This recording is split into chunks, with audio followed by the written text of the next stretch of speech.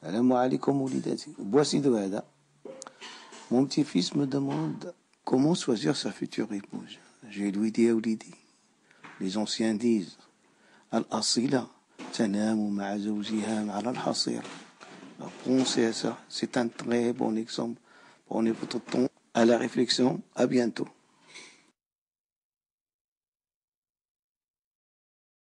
Alors là, Boissido, je trouve que tu lui as donné un super conseil.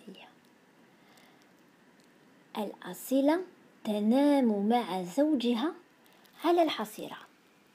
Ma traduction pour ce proverbe serait l'épouse modèle dort aux côtés de son mari, même sur un tapis. Ce proverbe vante une qualité qui se perd de nos jours, le détachement au matériel. Le proverbe français qui se rapprocherait le plus serait « vivre d'amour et d'eau fraîche », qui signifie « vivre de peu ou de rien ». Mais cette expression est généralement utilisée de manière assez ironique. On entend souvent « tu ne vas tout de même pas vivre d'amour et d'eau fraîche, hein ?» Le proverbe arabe au sujet du choix de son épouse, lui, est loin d'être ironique et prône réellement cette vertu qui consiste à se contenter de peu. Boissido nous rappelle que la véritable richesse n'est pas matérielle, mais se trouve bel et bien dans la personne qui est à nos côtés. Il faut savoir qu'il n'existe pas de strict équivalent du mot « asila » en français. La racine du mot renvoie à la notion d'origine. On comprend que « al-asila » trouve ses origines au sein d'une bonne famille. Cela fait référence également à ses qualités de femme vertueuse.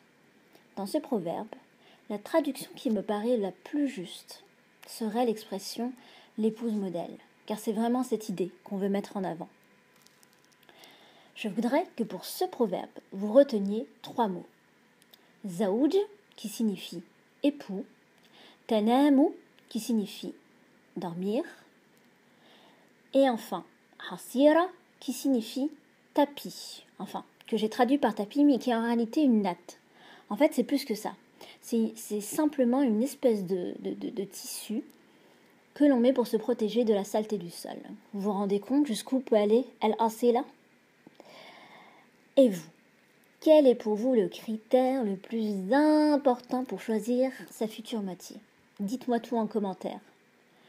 Et je vous souhaite à tous et à toutes de trouver votre asil pour les femmes ou votre asila pour les hommes.